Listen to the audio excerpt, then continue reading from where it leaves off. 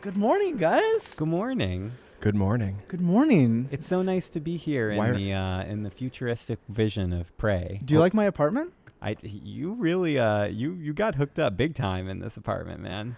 This is Zach Miner, Ryan Clements, and Sid Schumann of PlayStation Blog taking a look at Prey coming out of Arcane. Now, right, and I haven't played this yet, but right off the bat, why are we all waking up in the same bed? Why are the three of us in one bed together? You know, we had a wild there's night. a few.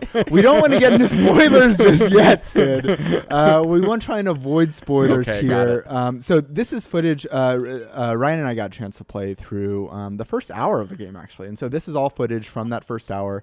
There's a couple things that we're going to avoid kind of talking about because there are some really incredible reveals in that first hour. And I'm confident in saying, and you and I talked about this, that the whole opening section of Prey, including some stuff that we're not going to show here today, might be one of my favorite openings in a video game I've seen in a long time. So phenomenal stuff, and hats off to the Arcane team for putting it together. Agreed. So it's our first day. Time to put on our TranStar uniform, get ready to go up on the spaceship. Very exciting. So what is Prey? Prey is out of Arcane, who did Dishonored. They did Arx Fatalis. As you're probably noticing right off the bat, we're including this stuff because it kind of reveals that this is a first-person simulator. This is kind of an immersive sim. Let's just hop right on to the spaceship. Well, let's see. Oh my gosh. Things are not great up on the spaceship. I like how we went from the most serene footage to the most not serene footage possible. Look, it's a simulator, but it's not Apartment Simulator 2064. This is a game where things have gone wrong. Yes. And we need to figure out what's going on. Gone very, very, very, very wrong. So let me just, I've not seen this.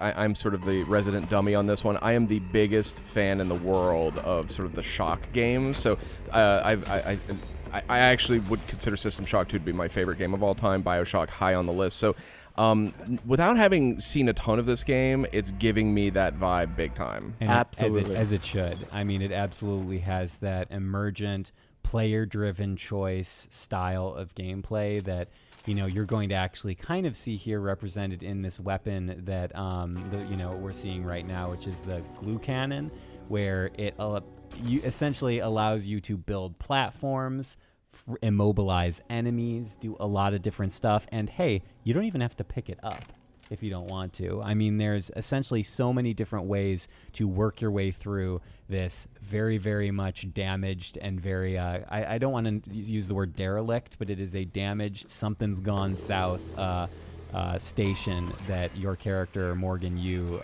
finds him or herself on. What are these friendly little guys here? They're not friendly. Not so friendly, Oh, Sid. okay, I see. I will say that you are terribly unperceptive. The fact that these things are trying to kill us. These are mimics. They seem to be kind of the little runts of this game. But make no mistake, these things can kill you right quick if you're not paying attention. So this glue gun is really cool because it can kind of freeze them and then allow you to kind of finish them off with the wrench.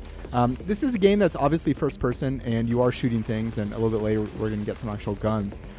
Bam! But it's not a game where you're going to be running around firing bazookas and just shooting stuff. Here we're going to take a look at some of the other kind of abilities, some of the emergent opportunities possible with this amazing glue cannon. So those little mimics, as might be indicated by their name, can disguise themselves as other items in the world. Here's another little item here that might remind you of a certain other game that you like a lot. So there are skill trees in this game, and there are actually a couple different skill trees, some of which we didn't even experiment with. Right. So you find these neuromods lying around that you shove into your eyeball. Seems right. Seems right. Yeah. Hey, what's this on the ground here? I'll just shove it in there. Oh, I might as well shove it in there. I do that all the time. So we have a couple different skill trees: scientist, engineer, and security. We obviously barely got a chance to experiment with these, but suit your play style. You can be hacking turrets, hacking security systems. We'll take a look at that stuff. And sorry, go ahead. No, Jeff. go ahead. I was going to say, and a quick note that when I was talking to the lead designer in our interview together, Ricardo Bear mentioned that in this kind of initial section of the station, when you get that first neuro mod, they actually give you a way to benefit from any of the initial selections you make when you upgrade your character. So like if you want to do like a hacking neuro mod, they made sure that in this opening area of the game there's a way to use that, or a strength, thing, or some other, for repairs. Like they wanted you to feel like whatever you pick, you're going to be rewarded in some capacity, which I thought was really smart design. And this is a hacking interface we're seeing now, I'm guessing. And we'll see this right now. So I invested in hacking, and so I'm able to kind of get into this room that's totally optional. And look, I get a weapon upgrade kit. Nice. There's some other stuff going on in the room. I will note, and I told Ricardo this, that Dishonored has been one of my favorite games the last several years. Oh yeah. I am someone that plays those games by reading everything in the world. Oh, absolutely. Arcane. There's so many emails. there are few studios better, in my opinion, at environmental storytelling than Arcane. 100% agree. Right now. And I want to just soak all that in. I was really having to slap my wrist and just be like, nope, Zach, just move on, keep moving forward. So here we're kind of in the main lobby of the spaceship, and everything's totally fine. Oh no, everything is not totally fine. Maybe not. Where is this sort of space station located? Do you know? Is it in the solar system, or? It is in outer space. Okay, yes, it's in outer space. And if you look out the window here, you might see that there is potentially some recognizable celestial objects. Oh, indeed.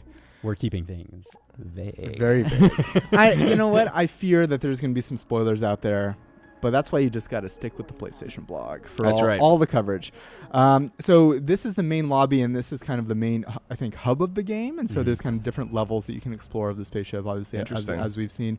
Here's another example of just some of the completely optional environmental storytelling. Ryan, I don't even know if you went into this room. I know what you're doing here, but I unfortunately did not read all this stuff. But yeah, it's awesome that it's basically a small museum showing the progress of the space station and kind of its development, and the development of the company that facilitated it. So just really awesome stuff. And again, it's like you could just totally walk by this room and not even notice it. So they really, oh my, who are these friendly looking fellas? Again, I'm going to really question some of you guys' instincts. These are not friendly. These are phantoms, and these are the hardest enemies that I saw. Interesting. So did you not go into this room, Ryan? No.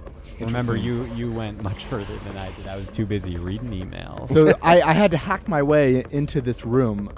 So this, I think, kind of demonstrates how challenging some of the kind of fight situations can be. Bam. So again, these guys are doing some pretty serious damage. You can see the health indicator in the bottom left. And I'm really having to kind of strategically think about how I'm going to kind of pause, put health kits on, and then, use this kind of stun gun or perhaps the kind of the glue cannon to freeze them and then finish them off with the wrench.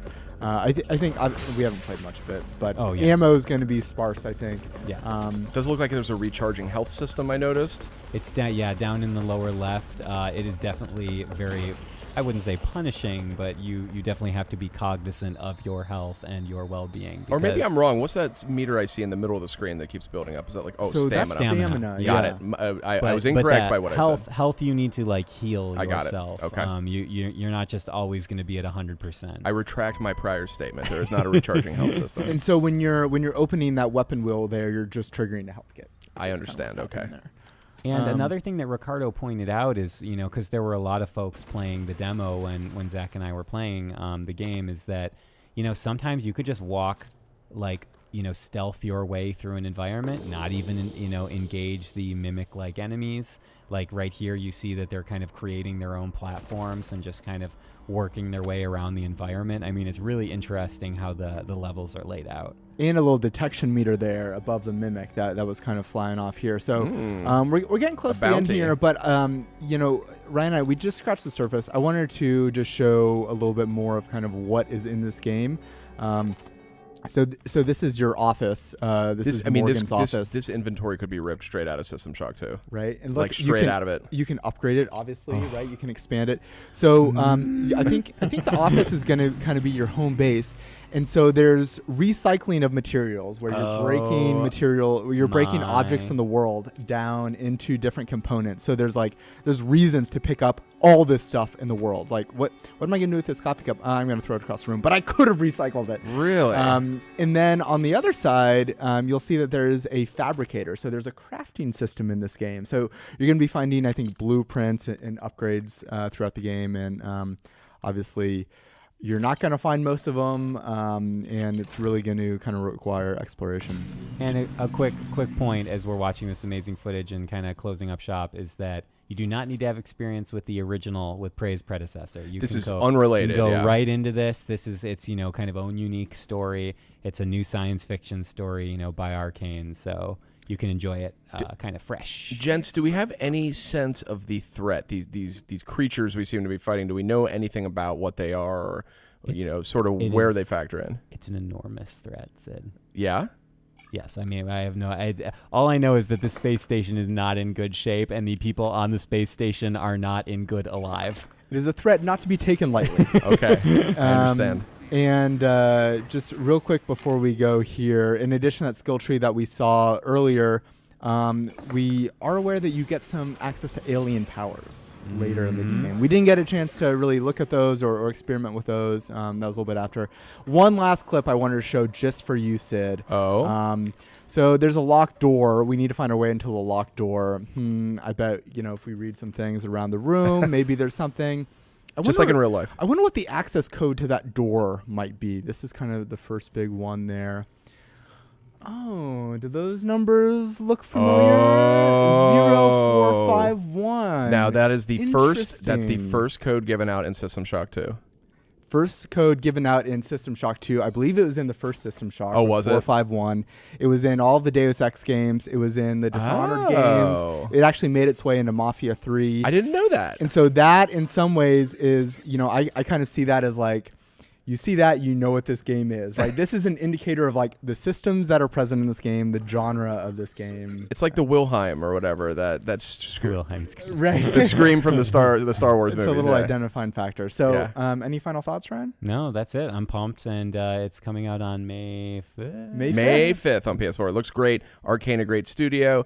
I'm totally sold on the subject matter. So, thanks for the tour, guys. You're very welcome. Anytime. プレイステーション